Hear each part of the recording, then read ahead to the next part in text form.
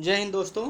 आज के अपने इस वीडियो में current affair point two the pointer के तहत जितने भी करंट क्वेश्चन 2023 में बन सकते हैं और 2023 के अंतर्गत जो भी एग्ज़ाम कंडक्ट कराए गए हैं उसमें जो क्वेश्चन करंट अफेयर के पूछे गए हैं उन सभी क्वेश्चनों को इस वीडियो के अंतर्गत इंक्लूड किया गया है। और आने वाले एग्ज़ाम में जो भी करंट अफेयर के क्वेश्चन पूछे जाएंगे उन सभी को इस वीडियो के अंतर्गत आप ऐसे सभी क्वेश्चन को सॉल्व करेंगे।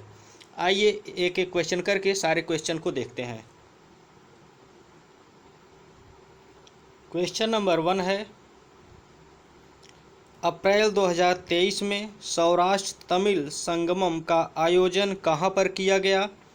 जो 2023 अप्रैल में संगमम सौराष्ट्र तमिल साहित्य का जो आयोजन किया गया यह गुजरात के अंतर्गत किया गया, गुजरात राज्य में किया गया। आइए सौराष्ट्र तमिल संगमम के बारे में जानते हैं कुछ। जैसा कि सौराष्ट्र तमिल संगमम, इसका जो आयोजन अवधि है यह 17 से 26 अप्रैल 2023 को आयोजित किया गया और इसका जो आयोजन स्थल है यह गुजरात के सोमनाथ में, द्वारका में और स्टैचू ऑफ यूनिटी में किया गया। इसके अंतर्गत जो महत्वपूर्ण और बिंदु हैं उस पर भी चर्चा कर लेते हैं। यह जो कार्यक्रम होता है सौराष्ट्र तमिल संगमम, यह एक कार्यक्रम एक भारत श्रेष्ठ भारत की भावना को बढ़ाने के लिए यह कार्यक्रम किया जाता है। और अगला जो पॉइंट है, कई सदी पूर्व बड़ी संख्या में लोग सौराष्ट्र क्षेत्र से तमिलनाडु चले गए थे। इसे देखते हुए सौराष्ट्र तमिल संगमम ने सौराष्ट्र के तमिलों को अपनी जड़ों के साथ फिर से जुड़ने का एक अवसर प्रदान किया है। और इसका जो महत्वपूर्ण बिंदु है वह यह है कि इस संगम में 3000 से अधिक सौराष्ट्र के तमिल एक विशेष ट्रेन से सोमनाथ आए थे। क्वेश्चन नंबर नेक्स्ट है, क्वेश्चन नंबर 2 है,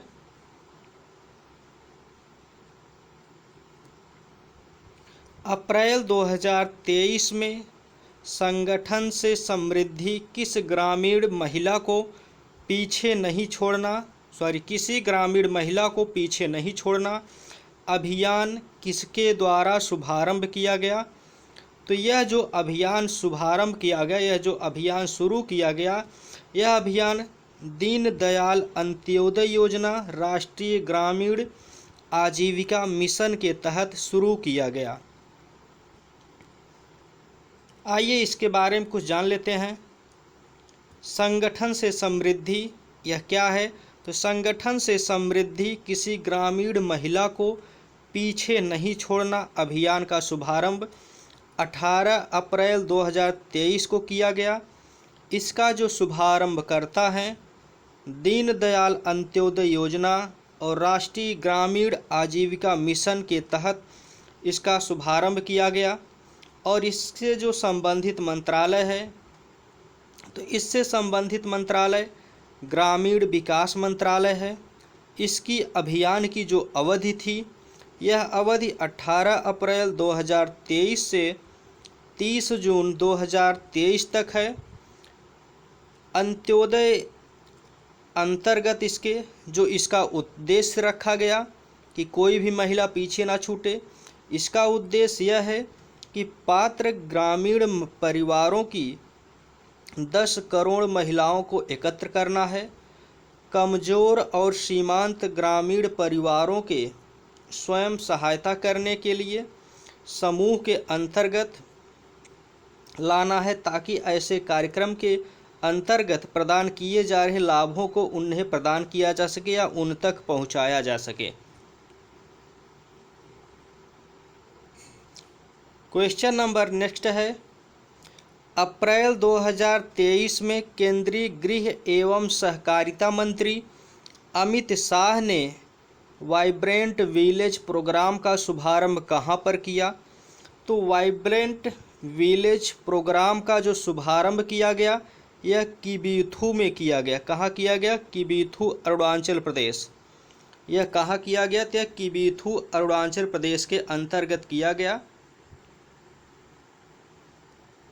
आइए वाइब्रेंट विलेज प्रोग्राम का शुभारंभ से संबंधित कुछ बातों को जानते हैं।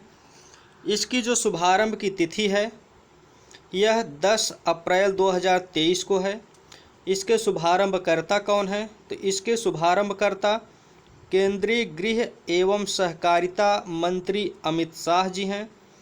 और इसका जो शुभारंभ स्थल है वह किबीथू है, अरुणाचल प्रदेश का सीमावर्ती गांव है। इसकी जो योजना की अवधि है,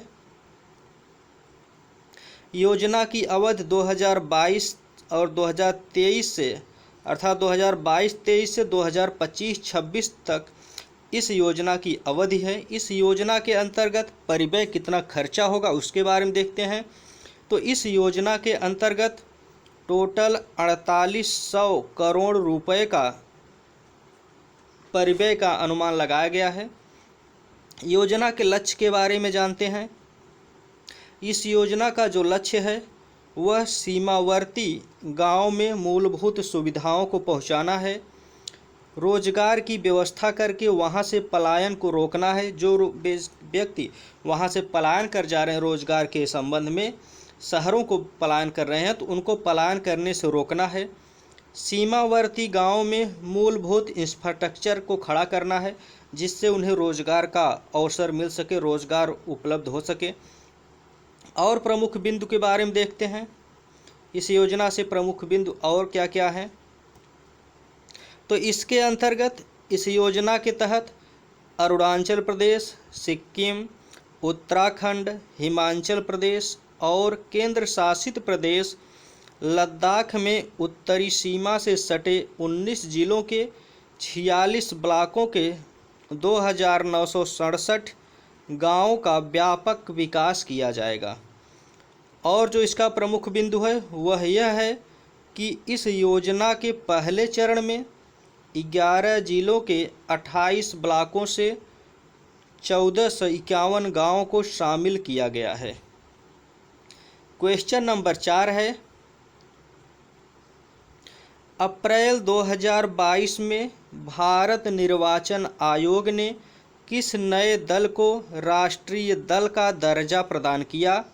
तो भारत निर्वाचन आयोग के द्वारा अप्रैल 2022 में आम आदमी पार्टी को राष्ट्रीय दल का दर्जा प्रदान किया।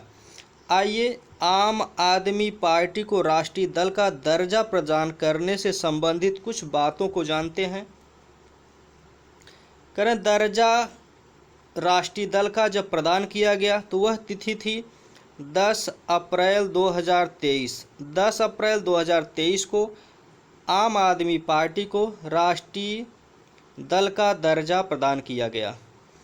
करें दर्जा कौन प्रदान करता है? तो दर्जा भारत निर्वाचन आयोग के द्वारा किसी भी क्षेत्रीय पार्टी को राष्ट्रीय पार्टी का दर्जा दिया जाता है।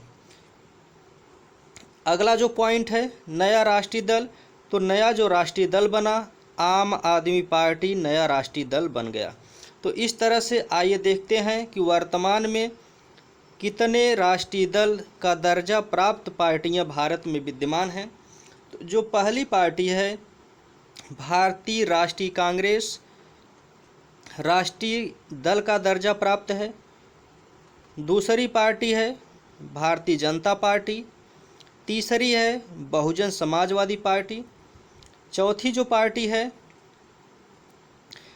पार्टी है भारतीय कम्युनिस्ट पार्टी। तीसरी है नेशनल पीपुल्स पार्टी। छठी है आम आदमी पार्टी। इस तरह से भारत में कुल 6 ऐसी पार्टियां हैं जिनको राष्ट्रीय दल का दर्जा प्रदान कर दिया गया है। आइए इस विषय में और महत्वपूर्ण बातें जानते हैं। जैसा कि भारत निर्वाचन आयोग ने अखिल भारतीय तृणमूल कांग्रेस अर्थात ममता बनर्जी की जो पार्टी थी और भारतीय कम्युनिस्ट पार्टी तथा राष्ट्रवादी कांग्रेस पार्टी से राष्ट्रीय दल का दर्जा वापस ले लिया। अगर यह क्वेश्चन पूछा जाए कि किसे राष्ट्रीय दल का दर्जा दिया गया और किससे राष्ट्रीय दल का दर्जा वापस लिया गया। तो आम आदमी पार्टी को राष्ट्रीय दल का दर्जा दिया गया और भारतीय तृणमूल कांग्रेस और भारतीय कम्युनिस्ट पार्टी, राष्ट्रवादी कांग्रेस पार्टी से राष्ट्रीय दल का दर्जा वापस ले लिया गया। और जो तथ्य है, राष्ट्रीय दल का दर्जा प्रदान करने के लिए क्या मापदंड होते हैं, क्या उसके लिए अर्हताएँ होती हैं, तो इसके बारे में देखते हैं कि यदि कोई दल लोकसभा में अथवा विधानसभा में आम चुनाव में 4 या 4 से अधिक राज्यों में वैध मतों का 6%, वैध मतों का कितना, वैध मतों का 6% मत प्राप्त करता है तथा इसके साथ ही साथ वह किसी राज्य के अंतर्गत, इसके साथ ही साथ वह किसी राज्य या राज्यों के लोकसभा में 4 सीटें प्राप्त करता है तो उसे राष्ट्रीय दल का दर्जा प्रदान कर दिया जाता है। या यदि कोई दल लोकसभा में 2% सीटों पर विजय प्राप्त करता है तथा ये 2 सीटें उसे कम से कम 3 राज्यों में प्राप्त हुई हैं, तब पर भी उसे राष्ट्रीय दल का दर्जा दे दिया जाता है। और एक ऑप्शन और भी है कि यदि कोई दल कम से कम 4 राज्यों में राज्य स्तरीय दल का दर्जा प्राप्त कर लेता है, तब पर भी उसे राष्ट्रीय दल का दर्जा दे दिया जाता है। क्वेश्चन नंबर 5 है, अप्रैल 2022 में जारी किए गए राज्य ऊर्जा दक्षता सूचकांक 2021-22 में शीर्ष स्थान पर किस राज्य ने प्राप्त किया। तो इसमें जो शीर्ष स्थान प्राप्त किया वह कर्नाटक ने प्राप्त किया। अब इसके बारे में कुछ जान लेते हैं कि राज्य ऊर्जा प्राप्त दक्षता सूचकांक 2021-22 है क्या। तो यह सूचकांक ऊर्जा दक्षता ब्यूरो द्वारा अलायंस फॉर एनर्जी इनफिशिएंट इकोनॉमी के सहयोग से विकसित किया गया है। इस सूचकांक में वित्त 2020-21 और 21-22 के लिए ऊर्जा दक्षता कार्यान्वयन में राज्यों और केंद्र शासित प्रदेशों की वार्षिक प्रगति का आकलन पेश किया जाता है। इसकी जो जारी करने की तिथि होती है 10 अप्रैल 2023 होती है और इसे विद्युत मंत्रालय भारत सरकार के द्वारा जारी किया जाता है। इसका जो वर्तमान संस्करण चल रहा है यह 4th संस्करण है। प्रथम संस्करण 2018 में था। प्रथम स्थान प्राप्तकर्ता कर्नाटक राज्य है। अब आइए कुछ राज्यों को प्रदर्शन सूची देख लेते हैं। जैसा कि फर्स्ट रनरअप में 60 से अधिक राज्यों के अंतर्गत अंक जो प्राप्त किए हैं कर्नाटक है, आंध्र प्रदेश है, केरल है, राजस्थान और तेलंगाना है। अचीवर के अंतर्गत 50 से 60 अंक जो प्राप्त किए हैं असम है, हरियाणा है, महाराष्ट्र है, पंजाब है। और कंटेंडर के अंतर्गत 30 से 49.5 नंबर जो प्राप्त किए हैं चंडीगढ़ है, छत्तीसगढ़ है, दिल्ली है, गुजरात है, झारखंड, मध्य प्रदेश, उड़ीसा और उत्तर प्रदेश है। क्वेश्चन नंबर 6 देखते हैं। करें अप्रैल 2023 में इंडिया जस्टिस रिपोर्ट 2023 जारी की गई। इस रिपोर्ट में बड़े राज्यों की श्रेणी में किसे शीर्ष स्थान प्राप्त किया। तो इन राज्यों की श्रेणी में शीर्ष स्थान कर्नाटक को प्राप्त हुआ। आइए इंडिया जस्टिस रिपोर्ट के बारे में कुछ जान लेते हैं। इंडिया जस्टिस रिपोर्ट 2023, जैसा कि इस रिपोर्ट के माध्यम से भारतीय राज्यों को न्याय तक उनकी पहुंच की क्षमता के अनुसार रैंक प्रदान की जाती है। इसकी जो जारी करने की तिथि है यह 4 अप्रैल 2023 थी। जारीकर्ता टाटा ट्रस्ट के द्वारा इसे जारी किया जाता है। प्रथम स्थान पे कर्नाटक रहा है और बड़े राज्यों में अंतिम स्थान पर उत्तर प्रदेश रहा है। बड़े राज्यों में शीर्ष 3 राज्य थे कर्नाटक, तमिलनाडु, तेलंगाना। और बड़े राज्यों में अंतिम 3 स्थान पर थे बिहार, पश्चिम बंगाल और उत्तर प्रदेश। क्वेश्चन नंबर 7 है, मार्च 2023 में जारी नागालैंड विधानसभा चुनाव परिणामों में सबसे अधिक सीटें किस दल ने प्राप्त किया?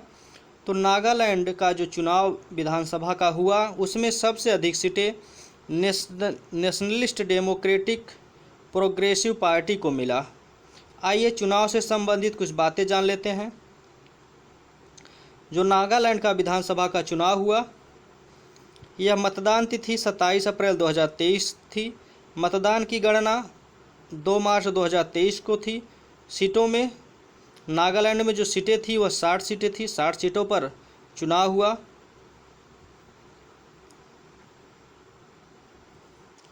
चुनाव परिणाम देख लेते हैं। नेशनलिस्ट डेमोक्रेटिक पार्टी को 25 सीटें मिली, भारतीय जनता पार्टी को 12 सीटें मिली, नेशनलिस्ट कांग्रेस पार्टी को 7 सीटें मिली, नेशनलिस्ट पीपुल पार्टी को भी 7 सीटें मिली। आइए नेक्स्ट क्वेश्चन देखते हैं। क्वेश्चन नंबर 8 है, मार्च 2023 में मेघालय राज्य के विधानसभा चुनाव परिणाम जारी किए गए थे। इस चुनाव में सबसे अधिक सीटें किस दल को प्राप्त हुई? तो इस चुनाव के अंतर्गत जो सबसे अधिक सीटें प्राप्त हुई वह नेशनल पीपुल्स पार्टी को प्राप्त हुई। आइए इस चुनाव से संबंधित कुछ तथ्यों के बारे में जान लेते हैं। मेघालय के जो मेघालय का चुनाव कराया गया यह 27 फरवरी 2023 को हुआ। मतदान की गणना 2 मार्च 2023 को हुई। सीटों की संख्या 60 थी। नागालैंड में भी 60 सीट थी, मेघालय में भी 60 सीट थी। चुनाव परिणाम के बारे में बात करते हैं तो नेशनल पीपुल्स पार्टी ने 26 सीटें जीती, यूनाइटेड डेमोक्रेटिक पार्टी ने 11 सीटें जीती, भारतीय राष्ट्रीय कांग्रेस ने 5 सीटें जीती, ऑल इंडिया तृणमूल कांग्रेस ने 5 सीटें जीती। नेक्स्ट क्वेश्चन है, क्वेश्चन नंबर 9 है, मार्च 2023 में नई दिल्ली में रायसीना डायलॉग आयोजित किया गया। इस आयोजन के मुख्य अतिथि कौन थे? तो इस आयोजन के जो मुख्य अतिथि थे यह जियार्जियो मेलोनी को इस सम्मेलन का मुख्य अतिथि बनाया गया था। अगर पूछा जाए रायसीना डायलॉग, तो रायसीना डायलॉग का जो मुख्य अतिथि थे जियार्जियो मेलोनी को बनाया गया। अब रायसीना डायलॉग 2023 के बारे में कुछ रोचक बातों को जान लेते हैं। तो रायसीना डायलॉग 2023 यह भू राजनीति और भू रणनीतिक पर भारत का प्रमुख सम्मेलन है। इसकी जो आयोजन अवधि है यह 2 से 4 मार्च 2023 को होती है। इसका जो आयोजन स्थल है यह नई दिल्ली में है। इसके जो आयोजनकर्ता हैं तो इसका आयोजनकर्ता विदेश मंत्रालय द्वारा ऑब्जर्व रिसर्च फाउंडेशन के सहयोग से किया जाता है। इसका संस्करण यह 8वां था। आइए नेक्स्ट क्वेश्चन पे चलते हैं। क्वेश्चन नंबर 10 है, मार्च 2023 में त्रिपुरा विधानसभा के चुनाव परिणाम जारी किए गए। इस विधानसभा चुनाव में भारतीय जनता पार्टी को कितनी सीटें मिली? तो इसमें भारतीय जनता पार्टी को टोटल 32 सीटें मिली। आइए त्रिपुरा विधानसभा चुनाव 2023 से संबंधित कुछ बातों को जानते हैं। जैसा कि यह चुनाव मतदान तिथि 16 फरवरी 2023 थी। मतदान की गणना 2 मार्च 2023 को किया गया। सीटों की संख्या 60 थी। अब चुनाव परिणाम देख लेते हैं, जिसमें कि भारतीय जनता पार्टी को 32 सीटें मिली, टिपरा मोठा पार्टी को 13 सीटें मिली, कम्युनिस्ट पार्टी ऑफ इंडिया को 11 सीटें मिली। क्वेश्चन नंबर 11 देखते हैं। मार्च 2023 में उच्चतम न्यायालय द्वारा दिए गए निर्णय के अनुसार मुख्य निर्वाचन आयुक्त एवं अन्य निर्वाचन आयुक्तों की नियुक्ति के लिए गठित समिति में कौन शामिल नहीं है? तो इसके अंतर्गत जो समिति का गठन किया गया उसमें गृह मंत्री शामिल नहीं है, अर्थात मुख्य न्यायाधीश, लोकसभा में विपक्ष के नेता और प्रधानमंत्री शामिल हैं, गृह मंत्री शामिल नहीं हैं। आइए इसके बारे में कुछ बातों को जानते हैं। जैसा कि मुख्य निर्वाचन आयुक्त एवं अन्य निर्वाचन आयुक्तों की नियुक्ति के संबंध में उच्चतम न्यायालय का जो निर्णय है इसके संदर्भ की बात करें तो मुख्य निर्वाचन आयुक्त एवं अन्य निर्वाचन आयुक्तों की नियुक्ति संविधान के अनुच्छेद 223 खंड 2 के तहत की जाती है, परंतु इसके नियुक्ति के लिए संविधान में कोई विशिष्ट विधायी प्रक्रिया वर्णित नहीं है। अभी तक इनकी नियुक्ति प्रधानमंत्री के नेतृत्व में मंत्रिपरिषद की सलाह पर राष्ट्रपति द्वारा की जाती है। इसकी जो निर्माण तिथि है यह 2 मार्च 2023 है। इसका निर्माण मुख्य निर्वाचन आयुक्त एवं अन्य चुनाव आयुक्तों की नियुक्ति 3 सदस्यीय उच्च स्तरीय समिति की सिफारिश पर राष्ट्रपति द्वारा की जाएगी। अगला क्वेश्चन देखते हैं। इसमें कुछ और पॉइंट जानने के लिए आवश्यक है, जैसे कि ये जो समिति बनाई गई है इस समिति में कौन कौन शामिल होंगे। तो इस समिति में प्रधानमंत्री, लोकसभा में विपक्ष का नेता और भारत का मुख्य न्यायाधीश शामिल होगा। निर्णय कब दिया गया तो निर्णय 5 सदस्यीय संविधान पीठ के द्वारा दिया गया। संविधान पीठ के अध्यक्ष कौन थे? तो संविधान पीठ के जो अध्यक्ष थे वह थे न्यायमूर्ति KM जोसेफ। संविधान पीठ के सदस्य कौन थे? तो संविधान पीठ के सदस्य न्यायमूर्ति अजय रस्तोगी, न्यायमूर्ति कृष्ण ऋषिकेश राय, न्यायमूर्ति अनिरुद्ध बोस, न्यायमूर्ति TC रविकुमार। अन्य जो महत्वपूर्ण तथ्य है इसमें लोकसभा के विपक्ष का नेता उपलब्ध न होने पर सबसे अधिक जनप्रतिनिधियों वाले विपक्षी दल के नेता को इस समिति में शामिल किया जाएगा। अगला क्वेश्चन चलते हैं। क्वेश्चन नंबर नेक्स्ट है, मार्च 2023 में प्रधानमंत्री नरेंद्र मोदी ने कहां पर विश्व के सबसे लंबे रेलवे प्लेटफार्म का उद्घाटन किया? तो जो विश्व का सबसे लंबा रेलवे प्लेटफार्म का उद्घाटन किया गया वह है हुबली धारवाड़। इसके बारे में कुछ बातें जान लेते हैं कि विश्व के सबसे लंबे रेलवे प्लेटफार्म का उद्घाटन 12 मार्च 2023 को किया गया। इसका उद्घाटन किसने किया? प्रधानमंत्री नरेंद्र मोदी के द्वारा किया गया। इसका उद्घाटन स्थल हुबली धारवाड़ कर्नाटक में हुआ और इसका रेलवे का जो प्लेटफार्म का नाम क्या है, रेलवे स्टेशन प्लेटफार्म का नाम क्या है? तो इसका नाम है सिद्धारूढ़ा स्वामी जी हुबली स्टेशन। प्लेटफार्म की जो लंबाई है वह कितनी है? तो प्लेटफार्म की लंबाई 1507 मीटर है। अगला क्वेश्चन देखते हैं। क्वेश्चन नंबर 13 है, जनवरी 2023 में भारत का पहला संविधान साक्षर जिला किसे घोषित किया गया? तो जनवरी 2023 में भारत का पहला संविधान साक्षर जिला कोल्लम को घोषित किया गया। किसे घोषित किया गया? कोल्लम को घोषित किया गया। तो भारत का पहला संविधान साक्षर जिला के बारे में कुछ जान लेते हैं, इसके रोचक तथ्यों के बारे में। इसकी जो घोषणा की तिथि थी यह 14 जनवरी 2023 थी। घोषणाकर्ता कौन थे? तो घोषणाकर्ता केरल के मुख्यमंत्री पिनराई विजयन थे। भारत का पहला संविधान साक्षर जिला कौन था? तो कोल्लम। यह कहाँ है? यह केरल का जिला है। यह किस राज्य का है? यह केरल राज्य का जिला है। अन्य तथ्य देखते हैं। कोल्लम में यह उपलब्धि संविधान साक्षरता अभियान द सिटीजन 2022 के परिणाम स्वरूप प्राप्त की गई। आइए क्वेश्चन नंबर नेक्स्ट देखते हैं।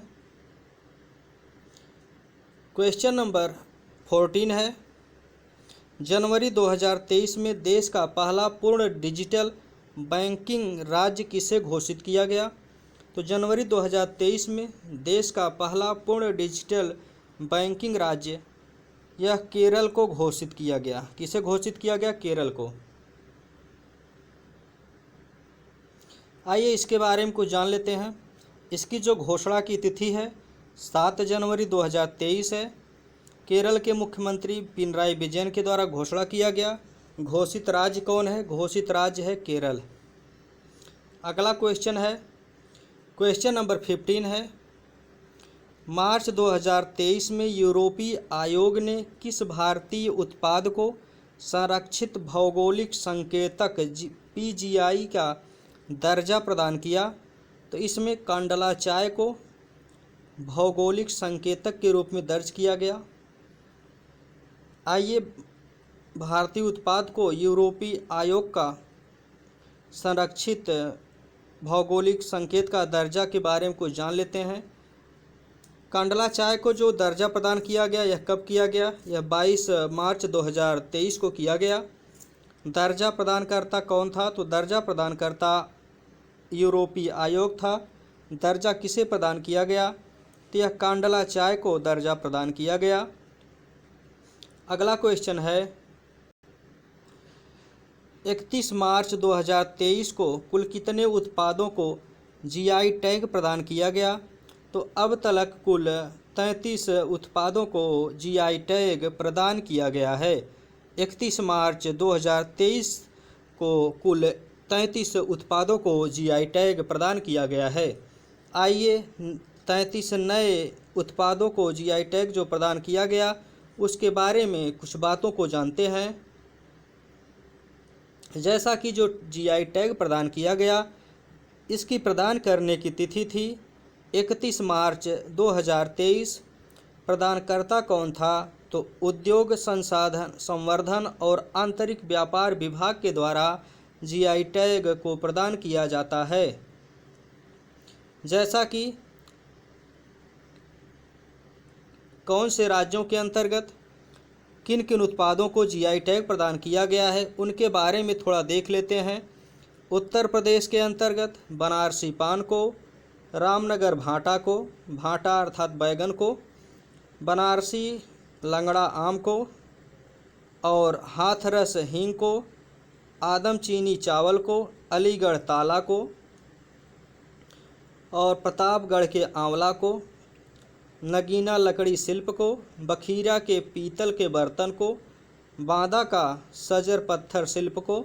ये उत्तर प्रदेश में टोटल 10 ऐसे भौगोलिक संकेतक हैं जिन्हें जीआई टैग प्रदान किया गया है।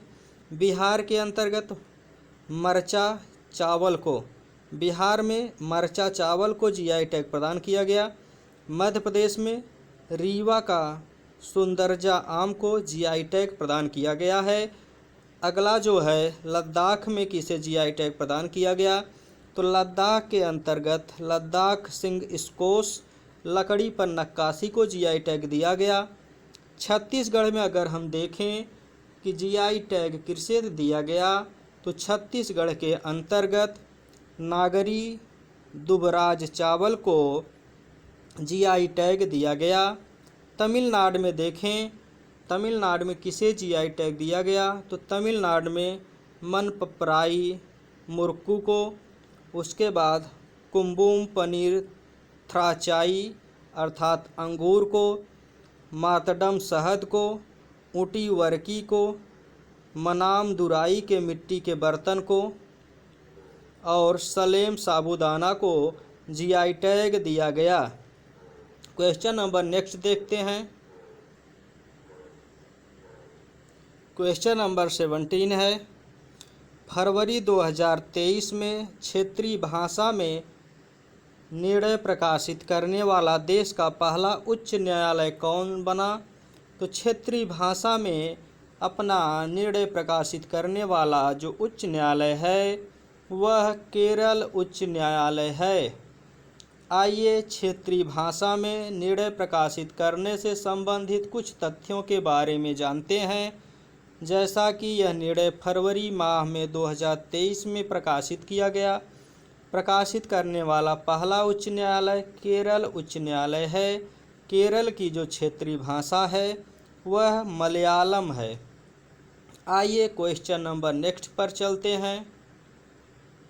क्वेश्चन नंबर 18 है, जनवरी 2023 में कौन सा जिला 5G तकनीकी लागू करने वाला देश का पहला आकांक्षी जिला बन गया? तो जो पहला देश का आकांक्षी जिला बना वह है विदिशा। विदिशा एमपी का जिला है। यह 5G तकनीकी लागू करने वाला देश का पहला आकांक्षी जिला बन गया है। क्वेश्चन नंबर 19 है, जनवरी 2023 में कौन सा जिला अपने सभी जनजाति लोगों को बुनियादी दस्तावेज प्रदान करने वाला देश का पहला जिला बन गया, तो वह जिला है वायनाड। वायनाड केरल राज्य का जिला है, जो जनवरी 2023 में अपने सभी जनजाति लोगों को बुनियादी दस्तावेज प्रदान करने का रिकॉर्ड बनाया है। क्वेश्चन नंबर 20 की बात करें जनवरी 2023 में 26वें राष्ट्रीय युवा महोत्सव का आयोजन कहाँ किया गया? तो जनवरी 2023 में 26वां राष्ट्रीय युवा महोत्सव का आयोजन हुबली कर्नाटक के अंतर्गत किया गया है। आइए युवा महोत्सव 2022 के बारे में कुछ बातें जानते हैं। जैसा कि युवा महोत्सव 2022 की जो आयोजन अवधि थी, यह 12 से 16 जनवरी 2023 थी। आयोजन स्थल हुबली जिला, धारवाड़, कर्नाटक में। इसके उद्घाटनकर्ता नरेंद्र मोदी, भारत के प्रधानमंत्री। इसकी थीम थी विकसित युवा विकसित भारत। इसका जो संस्करण था, यह 26वां संस्करण था। समापन सत्र का संबोधन अनुराग ठाकुर, केंद्रीय खेल एवं युवा मामलों के मंत्री के द्वारा किया गया। अगला क्वेश्चन देखते हैं।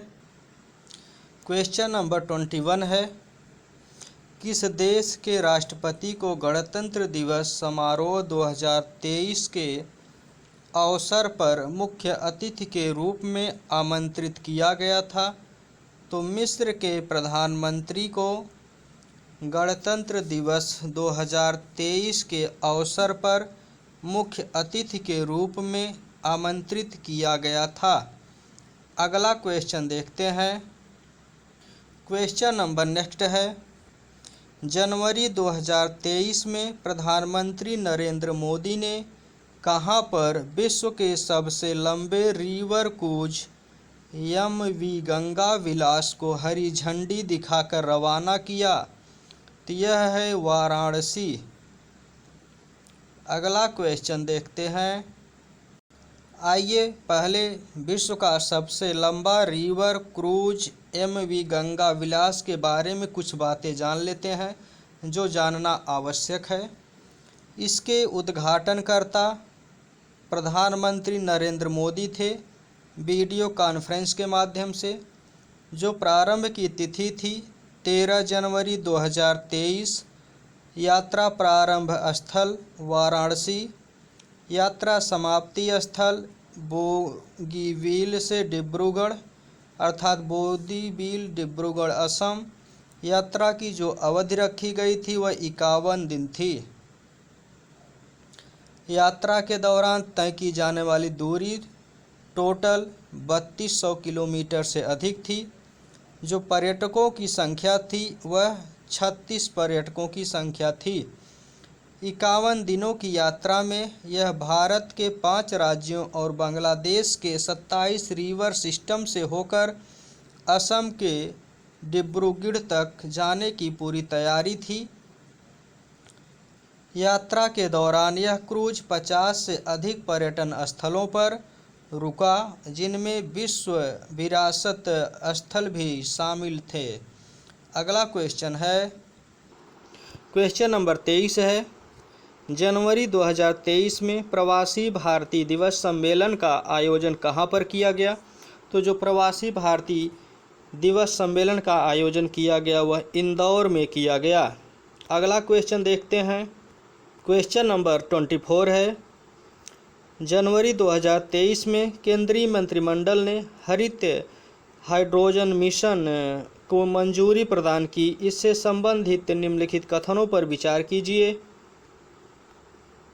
कथन यह है कि इस मिशन का प्रारंभिक परिव्यय 19,744 करोड़ है। यह सही है। इससे प्रतिवर्ष कम से कम 5 मिलियन मीट्रिक टन की हरित हाइड्रोजन उत्पादन क्षमता का विकास होगा। यह भी सत्य है। अगला है, इससे ग्रीन हाउस गैस उत्सर्जन में प्रतिवर्ष लगभग 50 मिलियन मीट्रिक टन की कटौती की भी संभावना है। यह भी सत्य है। तो उपरोक्त तीनों जो इसके सभी कथन क्या हैं, तो इसके सभी कथन सत्य हैं। अगला क्वेश्चन है, क्वेश्चन नंबर 25 है, जनवरी 2023 में अखिल भारतीय पीठासीन अधिकारियों का 83वां सम्मेलन कहाँ पर आयोजित किया गया? यह आयोजन जयपुर में आयोजित किया गया। अगला क्वेश्चन है, जनवरी 2023 में जल पर राज्य मंत्रियों के पहले अखिल भारतीय वार्षिक सम्मेलन वाटर विजन 2047 का आयोजन कहाँ पर किया गया? तो यह भोपाल में किया गया। अगला क्वेश्चन है, जनवरी 2023 में किस रेलवे स्टेशन को भारतीय खाद्य संरक्षा और मानक प्राधिकरण द्वारा 5 स्टार रेटिंग प्रमाणन के साथ ईट राइट स्टेशन से सम्मानित किया गया? तो यह है Varanasi cantt railway, Varanasi cantt railway, Varanasi. अगला क्वेश्चन है, जनवरी 2023 में राष्ट्रीय जीनोम संपादन एवं परिरक्षण केंद्र का उद्घाटन कहाँ पर किया गया? तो यह मोहाली में किया गया। क्वेश्चन नंबर नेक्स्ट है, जनवरी 2023 में भारत के सबसे बड़े हॉकी स्टेडियम का उद्घाटन कहाँ पर किया गया?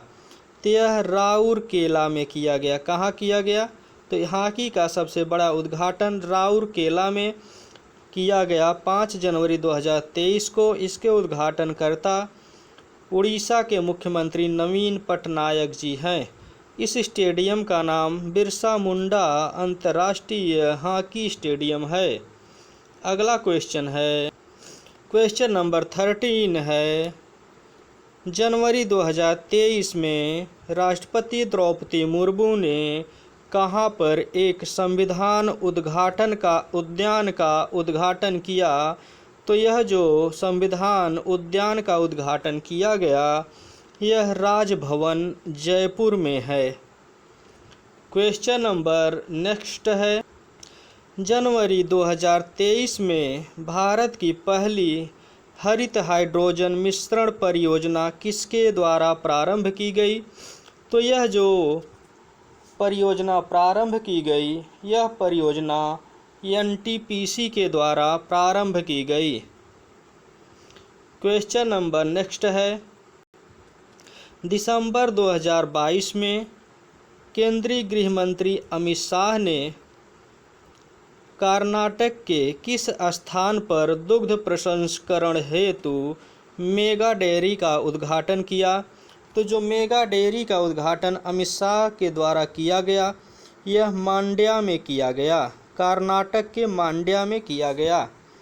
अगला क्वेश्चन है, क्वेश्चन नंबर 33 है, दिसंबर 2022 में प्रधानमंत्री नरेंद्र मोदी ने वीडियो कॉन्फ्रेंसिंग के माध्यम से वंदे भारत एक्सप्रेस को हरी झंडी दिखाकर रवाना किया। यह जोड़ेगी किससे? तो यह जोड़ेगी हावड़ा को न्यू जलपाईगुड़ी से। यह किसको जोड़ेगी? तो यह जोड़ेगी हावड़ा को न्यू जलपाईगुड़ी से। अगला क्वेश्चन देखते हैं, क्वेश्चन नंबर 34 है, दिसंबर 2022 में राष्ट्रीय गंगा परिषद की कौन सी बैठक आयोजित की गई? तो राष्ट्रीय गंगा परिषद की द्वितीय बैठक दिसंबर 2022 में आयोजित की गई।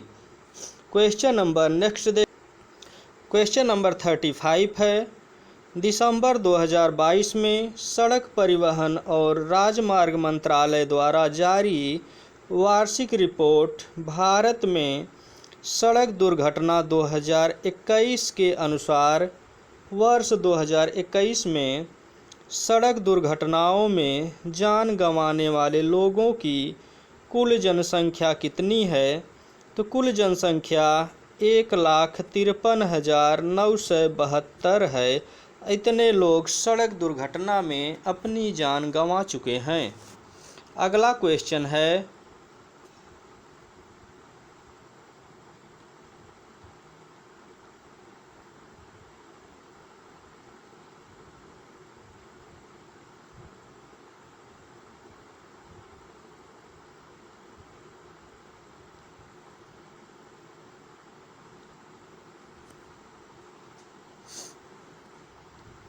क्वेश्चन नंबर 36 है, दिसंबर 2022 में प्रधानमंत्री की आर्थिक सलाहकार परिषद द्वारा जारी सामाजिक प्रगति सूचकांक के संबंध में विचार प्रस्तुत कीजिए या विचार कीजिए। पहला है, पुदुचेरी, लक्षद्वीप और गोवा सामाजिक प्रगति सूचकांक में श्रेष्ठ प्रदर्शन करने वाले राज्य केंद्र शासित प्रदेश हैं, सत्य है यह। दूसरा है, झारखंड और बिहार सबसे खराब प्रदर्शन करने वाले राज्य हैं, यह भी जो है सत्य है। तीसरा है, जिलों की श्रेणी में आइजोल, सोलोन और शिमला सामाजिक प्रगति के मामलों में अच्छा प्रदर्शन करने वाले शीर्ष 3 जिले हैं, यह भी सत्य है। पहला भी सत्य है, दूसरा भी सत्य है, तीसरा भी सत्य है। चौथा है, राज्यों एवं जिलों के लिए जारी इस सामाजिक प्रगति सूचकांक में कुल 36 राज्य केंद्र शासित प्रदेशों तथा कुल 707 जिलों को शामिल किया गया है। ये चारों ऑप्शन सही हैं।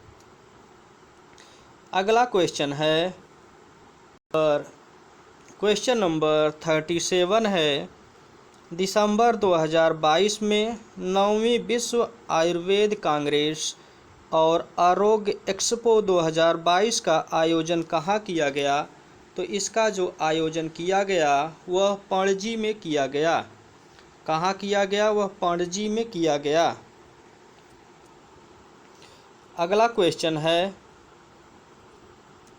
क्वेश्चन नंबर 38 है, हाल ही में संपन्न गुजरात विधानसभा चुनाव 2022 में भारतीय जनता पार्टी को कुल कितनी सीटें प्राप्त हुई? तो भारतीय जनता पार्टी ने गुजरात विधानसभा चुनाव में 156 सीटें प्राप्त किया। अगला क्वेश्चन है, गुजरात विधानसभा चुनाव से संबंधित चुनाव परिणाम की बात अगर हम करें तो भारतीय जनता पार्टी को 156 सीटें मिली, कांग्रेस को 17 सीटें मिली, आम आदमी पार्टी को 5 सीटें मिली, वहीं समाजवादी पार्टी को 1 सीटें मिली और वहीं निर्दलीय पार्टी 3 सीटें जीतने में सफल रही। अगला क्वेश्चन है, क्वेश्चन नंबर 39 है, हाल ही में संपन्न हिमाचल प्रदेश विधानसभा चुनाव में 2022 के संबंध में कौन सा कथन सही नहीं है? करें, हिमाचल प्रदेश में विधानसभा चुनाव 12 नवंबर 2022 को कराया गया, जिसमें कुल 65.92% वोट पड़े, यह सत्य है। हिमाचल प्रदेश में कुल 70 विधानसभा सीटें हैं, यह सरासर गलत है। अगला क्वेश्चन देखते हैं, क्वेश्चन नंबर 40 है, दिसंबर 2022 में किस राज्य के गमछा को भौगोलिक जीआई टैग मिला? तो असम राज्य के गमछा को जीआई टैग मिला। अगला क्वेश्चन है,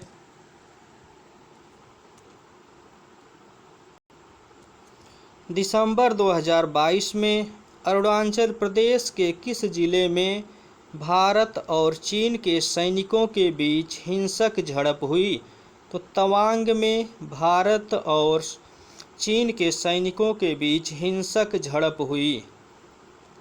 क्वेश्चन नंबर 40, नवंबर 2022 में 41वां भारतीय अंतर्राष्ट्रीय व्यापार मेला नई दिल्ली के प्रगति मैदान में आयोजित किया गया। इस मेला का फोकस राज्य कौन सा था? तो इस मेला का जो फोकस राज्य था वह उत्तर प्रदेश और केरल था। कौन सा था? उत्तर प्रदेश और केरल रहा। अगला क्वेश्चन है, क्वेश्चन नंबर 43 है, नवंबर 2022 में प्रधानमंत्री नरेंद्र मोदी जी ने श्री नाथ प्रभु कैंपगोड़ा की कांस्य प्रतिमा का अनावरण कहाँ पर किया? तो नाथ प्रभु कैंपगोड़ा का जो प्रतिमा का अनावरण किया गया, यह बेंगलुरु में किया गया। अगला क्वेश्चन है, क्वेश्चन नंबर 44 है, नवंबर 2022 में जारी गतिशील जल भूजल संसाधन आकलन रिपोर्ट के अनुसार निम्नलिखित कथनों पर विचार कीजिए। करें, देश की कुल वार्षिक भूजल निकासी कुल वार्षिक भूजल पुनर्भरण से अधिक है। दूसरा कथन है, देश में भूजल निकास 2004 के बाद सबसे कम है। तो यह ऑप्शन गलत है, यह ऑप्शन सत्य है। अगला क्वेश्चन है, क्वेश्चन नंबर 45 है, हाल ही में काशी तमिल संगमम का आयोजन कहाँ किया गया? तो हाल ही में काशी तमिल संगमम का आयोजन बनारस हिंदू विश्वविद्यालय वाराणसी में किया गया। अगला क्वेश्चन है, नवंबर 2022 में तमिलनाडु में भारत के पहले मल्टी मॉडल लॉजिस्टिक पार्क के लिए कार्य का आवंटन किया गया। इसे बनाने का प्रोजेक्ट किसे आवंटित किया गया है? इसे बनाने के लिए रिलायंस इंडस्ट्रीज लिमिटेड को अग्रसरित किया गया है। अगला क्वेश्चन है, क्वेश्चन नंबर 47 है, नवंबर 2022 में किस मंत्रालय ने देश का पहला हरित पत्तन और पोत परिवहन के लिए राष्ट्रीय उत्कृष्टता केंद्र का शुभारंभ किया? यह किया है पत्तन, पोत परिवहन और जलमार्ग मंत्रालय ने। अगला क्वेश्चन है, क्वेश्चन नंबर 48 है, नवंबर 2022 में 18वें अंतर्राष्ट्रीय टेलीमेडिसिन सम्मेलन का आयोजन किया गया कोच्चि केरल के अंतर्गत। किसके अंतर्गत? कोच्चि केरल के अंतर्गत किया गया। अगला क्वेश्चन है, नवंबर 2022 में पीएम गति शक्ति multi modal water web summit 2022 का आयोजन कहाँ किया गया? तो इसका आयोजन वाराणसी में किया गया। क्वेश्चन नंबर 50 है, करें, अक्टूबर 2022 में स्वच्छ भारत 2022 के अंतर्गत पूरे भारत के लिए मेगा स्वच्छता अभियान का शुभारंभ कहाँ पर किया गया? यह चांदनी चौक नई दिल्ली में किया गया। फिर से रिपीट कर दीजिए क्वेश्चन को एक बार। अक्टूबर 2022 में स्वच्छ भारत 2022 के अंतर्गत पूरे भारत के लिए मेगा स्वच्छता अभियान का शुभारंभ कहाँ पर किया गया अगर पूछा जाए तो आपका आंसर होगा चांदनी चौक नई दिल्ली। क्वेश्चन नंबर 51 है, अक्टूबर 2022 में एशिया के सबसे बड़े संपीड़ित बायोगैस संयंत्र का उद्घाटन कहाँ पर किया गया? तो यह संगरूर पंजाब में किया गया। एशिया का सबसे बड़ा संपीड़ित बायोगैस संयंत्र का उद्घाटन संगरूर पंजाब में किया गया। अगला क्वेश्चन है, क्वेश्चन नंबर 52 है, अक्टूबर 2022 में भगवान शिव की ध्यान मुद्रा में विराजित विश्व की सबसे बड़ी प्रतिमा का लोकार्पण कहाँ किया गया? तो राजस्थान में किया गया, राजस्थान के नाथद्वारा में किया गया। अगला क्वेश्चन है, क्वेश्चन नंबर 53 है, अक्टूबर 2022 में किस बाघ अभयारण्य को देश का 53वां बाघ अभयारण्य घोषित किया गया? तो रानीपुर बाघ अभयारण्य को 53वां बाघ अभयारण्य घोषित किया गया। अगला क्वेश्चन है,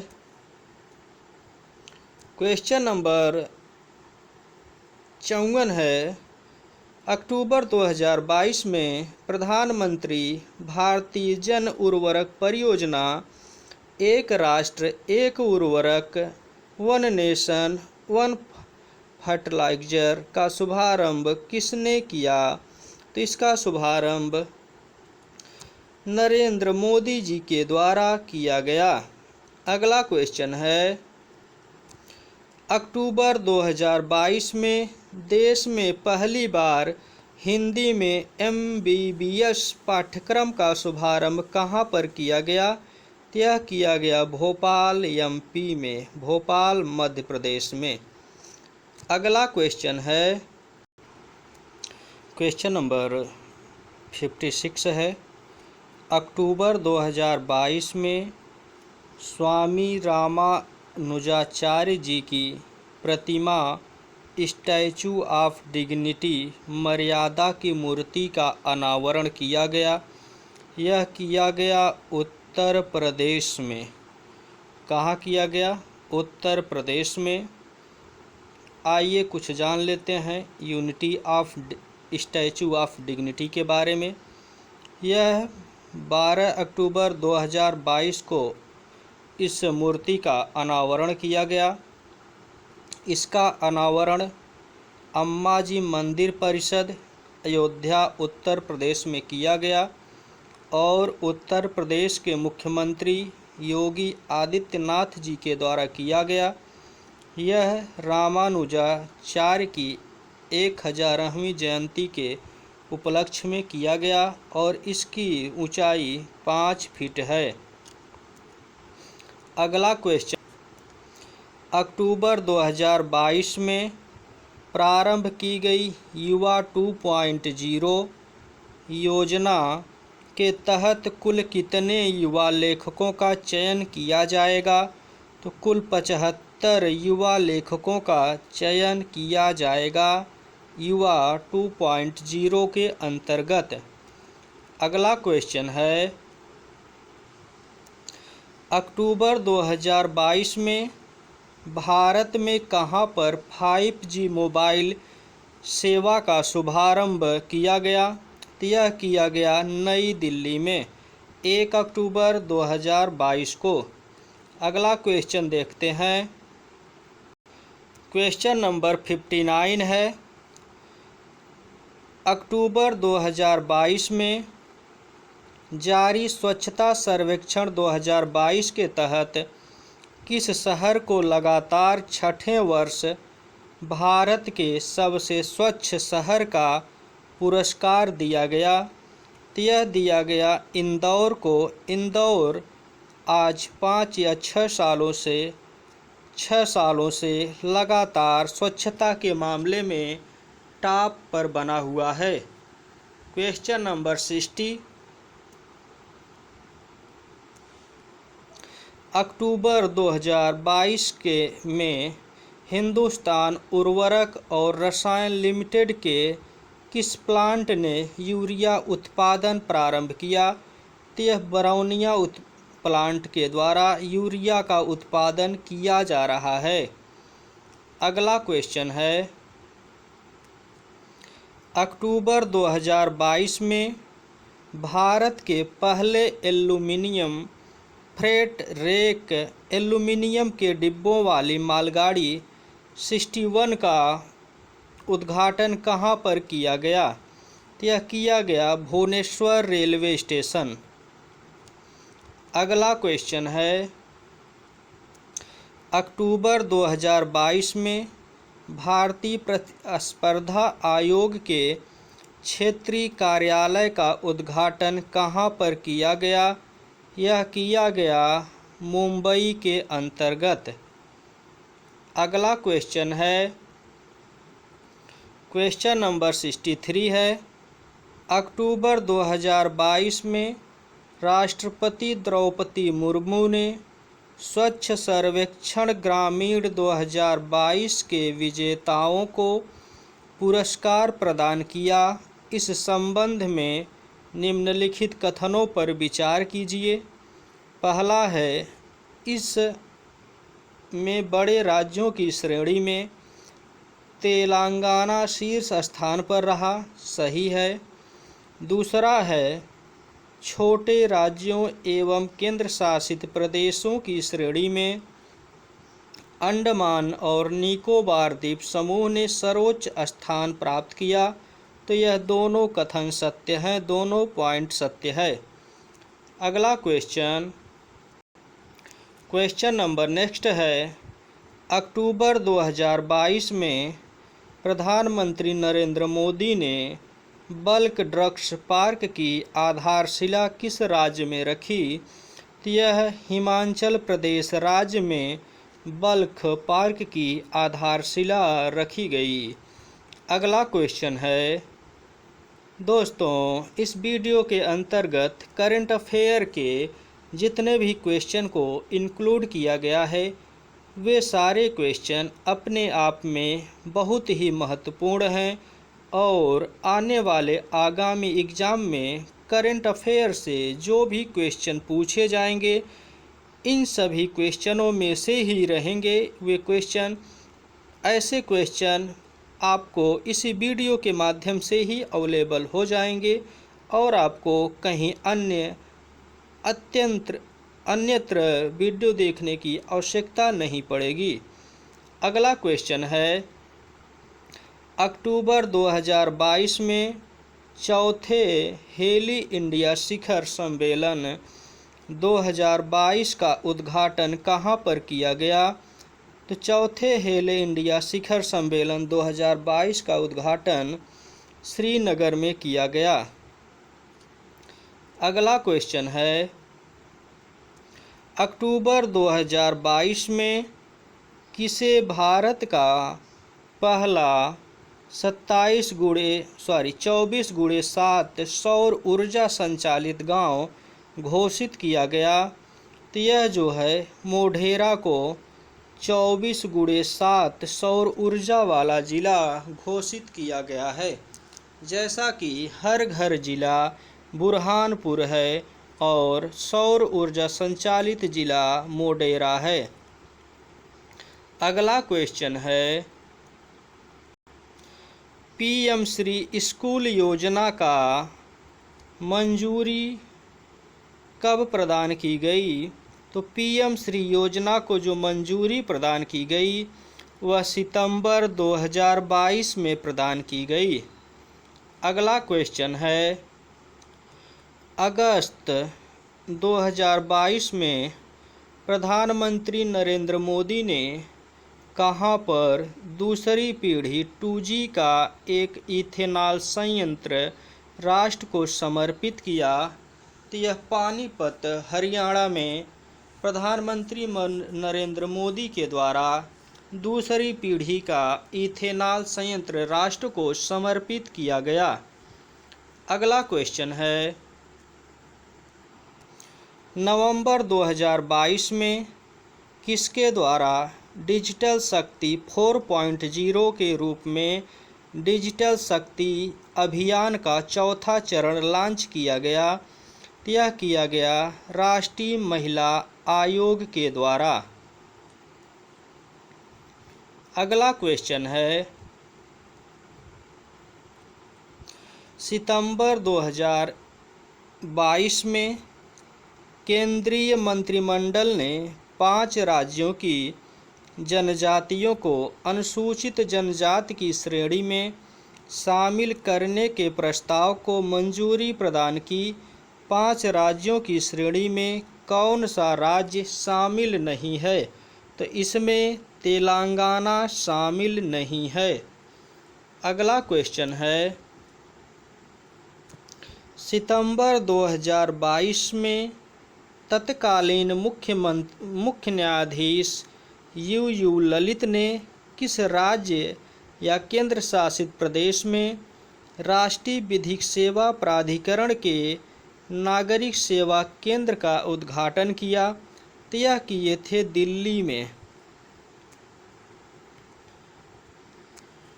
क्वेश्चन नंबर नेक्स्ट है, अगस्त 2022 में किस केंद्र शासित प्रदेश द्वारा भारत के पहले वर्चुअल स्कूल का शुभारंभ किया गया? तो दिल्ली में भारत के पहले वर्चुअल स्कूल का शुभारंभ किया गया। अगला क्वेश्चन है, सितंबर 2022 में विश्व का तीसरा वानिकी विश्वविद्यालय किस देश में स्थापित किए जाने हेतु प्रस्ताव पारित किया गया? तो यह किया गया जापान में। अर्थात विश्व का तीसरा वानिकी विश्वविद्यालय भारत में स्थापित किए जाने हेतु प्रस्ताव पारित किया गया। अगला क्वेश्चन है,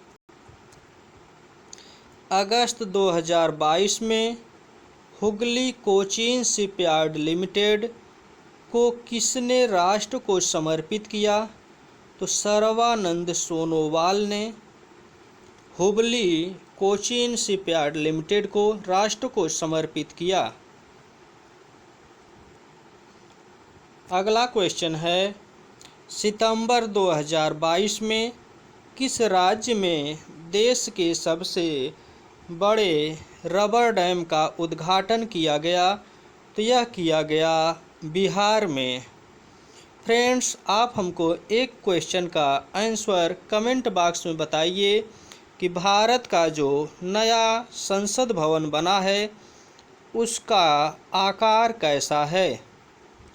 नए संसद भवन का आकार कैसा है? इस क्वेश्चन का आंसर आप हमें कमेंट बॉक्स में ज़रूर बताएं। और नए संसद भवन से संबंधित जितने भी क्वेश्चन बन सकते हैं उन सभी क्वेश्चंस को संसद भवन के वीडियो में, एक वीडियो हमने संसद भवन का अपलोड किया है जिसमें नए संसद भवन से संबंधित जितने क्वेश्चन बन सकते हैं उन सब को उनमें इंक्लूड किया है और कुछ पुराने संसद भवन से संबंधित क्वेश्चन को भी उसमें इंक्लूड किया गया है जो पूछे जा सकते हैं। तो इस तरह से आपको नए संसद भवन के आकार के बारे में आंसर को कमेंट बॉक्स में बताना है और नए संसद भवन के सारे क्वेश्चन को देखने के लिए आप हमारे नए संसद भवन से संबंधित वीडियो को ज़रूर देखें। अगला क्वेश्चन, अगस्त 2022 में विश्व के सबसे बड़े कार्बन फाइबर संयंत्र के निर्माण करने की घोषणा की गई। इसकी स्थापना कहाँ की जाएगी? तो इसकी स्थापना हजीरा, गुजरात में की जाएगी। अगला क्वेश्चन है, अगस्त 2022 में HPCL ने अपनी पहली गोबर से संपीड़ित बायोगैस परियोजना का शुभारंभ कहाँ पर किया है? यह किया है सांचौर, राजस्थान में। क्वेश्चन नंबर नेक्स्ट है, सितंबर 2022 में कर्तव्य पथ का उद्घाटन किसके द्वारा किया गया? तो सितंबर 2022 में कर्तव्य पथ का उद्घाटन नरेंद्र मोदी के द्वारा किया गया। अगला क्वेश्चन है, सितंबर 2022 में प्रधानमंत्री टीबी मुक्त भारत अभियान को किसके द्वारा लॉन्च किया गया? तो टीबी मुक्त भारत अभियान को द्रौपदी मुर्मू के द्वारा लॉन्च किया गया। क्वेश्चन नंबर 82 है, सितंबर 2022 में केंद्रीय राज्य विज्ञान सम्मेलन का आयोजन कहाँ किया गया? तो सितंबर 2022 में केंद्रीय राज्य विज्ञान सम्मेलन का आयोजन अहमदाबाद में किया गया।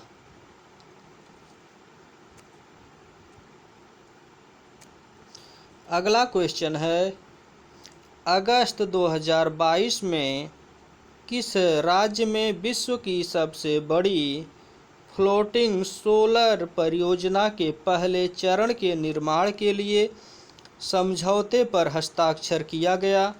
तो यह है मध्य प्रदेश। अगला क्वेश्चन है,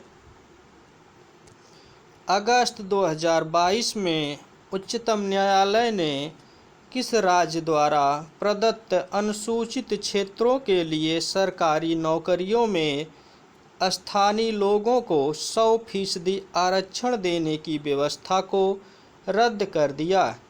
तो झारखंड के अनुसूचित क्षेत्रों के लिए सरकारी नौकरियों में 100% आरक्षण को अवैध घोषित कर दिया। अगला क्वेश्चन है, अगस्त 2022 में यूनेस्को ने लंगत सिंह कॉलेज में स्थित 106 वर्ष पुरानी खगोलीय वेधशाला को विश्व की महत्वपूर्ण लुप्त प्राय विरासत वेधशालाओं की सूची में शामिल किया। लंगत सिंह कॉलेज किस राज्य में स्थित है? तो लंगत सिंह कॉलेज बिहार राज्य में स्थित है। इस तरह से क्वेश्चन नंबर 85 कंप्लीट हुआ। आप हमें एक क्वेश्चन का आंसर कमेंट बॉक्स में बताइए कि IPL 2023 का फाइनल खिताब किस टीम ने जीता? फिर से क्वेश्चन सुनिए, IPL 2023 का खिताब किसने जीता? इसे कमेंट बॉक्स में आंसर आप कमेंट बॉक्स में दीजिए कि IPL 2023 का फाइनल मैच किसने जीता। अगला क्वेश्चन है, जुलाई 2022 में भारत में सीवर और सेप्टिक टैंक की सफाई के कार्य में होने वाली मौतों की संख्या 0 पर लाने के लिए कौन सी योजना तैयार की गई है? उसके लिए नमस्ते योजना तैयार की गई है। अगला क्वेश्चन है,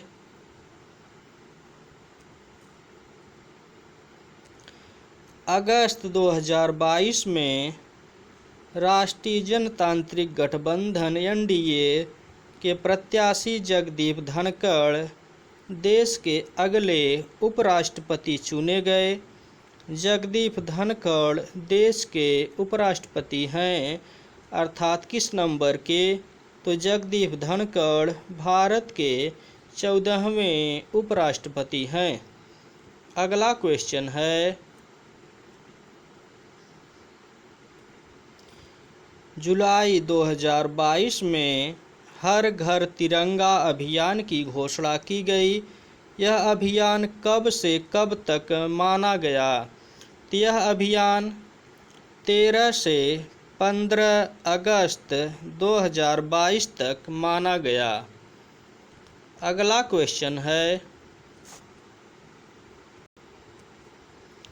भारतीय विमानपत्तन प्राधिकरण AAI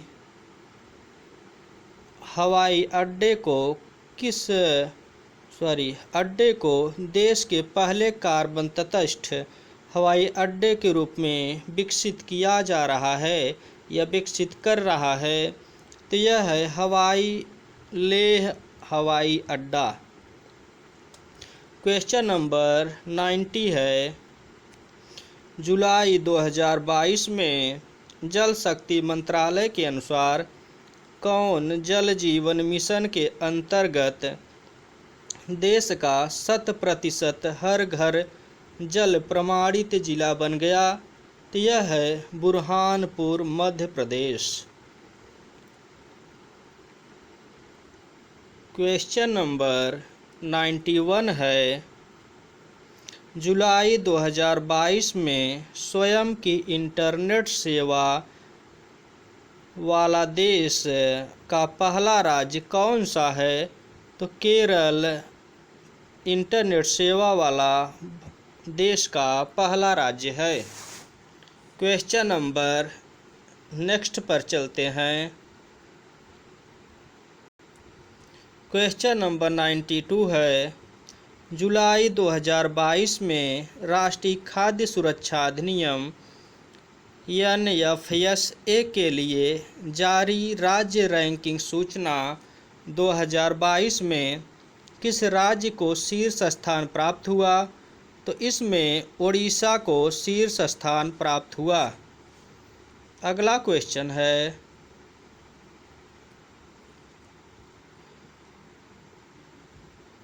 जुलाई 2022 में पूर्वोत्तर के किन दो राज्यों ने सीमा विवाद को हल करने के लिए नामसाई घोषणा पर हस्ताक्षर किया?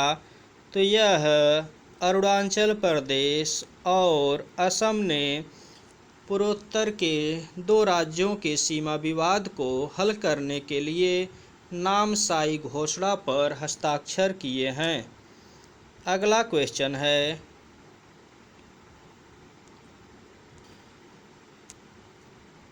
इक्कीस जुलाई 2022 को नीति आयोग द्वारा भारत नवाचार सूचकांक 2021 जारी किया गया। इससे संबंधित निम्नलिखित कथनों पर विचार कीजिए। तो इस पे करें कि यह सूचकांक का तीसरा संस्करण है, सही है। बड़े राज्यों में कर्नाटक को शीर्ष स्थान प्राप्त हुआ, सही है। तो इसमें यह दोनों सही है। अगला क्वेश्चन है, क्वेश्चन नंबर 95 है, जुलाई 2022 में जारी राज्यों की स्टार्टअप रैंकिंग 2021 के संबंध में विचार कीजिए। पहला है, यह रैंकिंग केंद्रीय वाणिज्य एवं उद्योग उपभोक्ता मामलों, खाद्य एवं सार्वजनिक वितरण तथा कपड़ा मंत्री पीयूष गोयल ने जारी किया, सत्य है। दूसरा है, इस रैंकिंग में गुजरात और कर्नाटक श्रेणी ए में सर्वश्रेष्ठ प्रदर्शन करने वाले राज्य माने गए, यह भी सत्य है। तीसरा है, मेघालय श्रेणी बी में सर्वश्रेष्ठ प्रदर्शन करने वाला राज्य है, यह भी सत्य है। चौथा है, उत्तर प्रदेश को असम, पंजाब, तमिलनाडु तथा उत्तराखंड के बाद लीडर्स वर्ग में रखा गया। तो उपरोक्त चारों सही है। इस तरह से इस वीडियो के अंतर्गत टोटल 95 क्वेश्चन को इंक्लूड किया गया, जो भविष्य में होने वाले एग्ज़ाम के लिए इम्पॉर्टेंट हैं। चाहे रेलवे का एग्ज़ाम हो, चाहे NDA का एग्ज़ाम हो, चाहे BDO का एग्ज़ाम हो, कोई भी एग्ज़ाम हो जो GS से संबंधित है, सब में यह वीडियो करंट अफेयर के रूप में बहुत ही इम्पॉर्टेंट है। करंट अफेयर के सारे क्वेश्चन को कवर किया गया पिछले 6 महीनों का, जो एग्ज़ाम में पूछे जा सकते हैं। कुछ और करंट के क्वेश्चन को चर्चा कर लेते हैं। जैसा कि 2023 का जो IPL खेला गया, यह 16वां संस्करण था और इसकी विजेता टीम कौन थी? तो इसकी विजेता टीम चेन्नई थी। अगर पूछा जाए 2023 के IPL की विजेता टीम कौन थी, तो चेन्नई विजेता टीम थी और उप विजेता टीम गुजरात थी। गुजरात एक बार 2022 में फाइनल भी जीती थी और सबसे ज़्यादा बार मुंबई 5 बार IPL का खिताब जीत चुकी, लेकिन चेन्नई ने 2023 में भी आईपीएल का खिताब जीतने के बाद मुंबई और चेन्नई दोनों 5-5 बार आईपीएल का खिताब जीत चुकी हैं। आईपीएल 2023 के अंतर्गत पर्पल कैप और पर्पल कैप किसे मिला, इसे आप हमें कमेंट में ज़रूर बताएं। तो आज के इस वीडियो में इतना ही, फिर मिलते हैं किसी अन्य वीडियो में किसी अन्य के साथ। अगर आपको यह वीडियो अच्छा लगा, कंटेंट अच्छा लगा, क्वेश्चन अच्छे लगे, तो आप इस वीडियो को अपने साथियों के साथ शेयर करें ताकि उनको भी एग्ज़ाम में बेनिफिट हो। अगर करंट के क्वेश्चन 5 पूछे जाएंगे तो 100% 5 में से 4 क्वेश्चन यहाँ से आना श्योर है, अर्थात 100% में 95% क्वेश्चन का यहाँ से आना श्योर है। तो आज के वीडियो में बस इतना ही, तब तक के लिए धन्यवाद।